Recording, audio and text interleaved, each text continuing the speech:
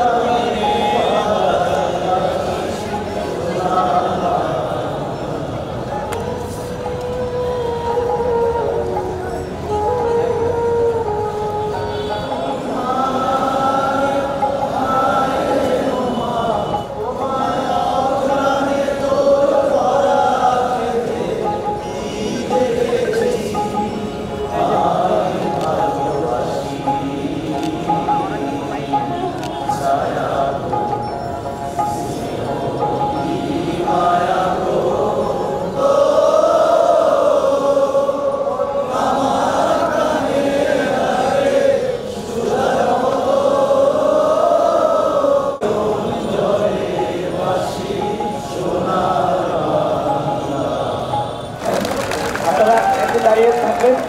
আমরা এখনই আমাদের বাংলাদেশ জাতীয়তাবাদী দল বিএনপির দলের সঙ্গে করবো। আপনাদেরকে দাঁড়িয়ে সবাইকে দাঁড়িয়ে থাকার অনুরোধ করছি।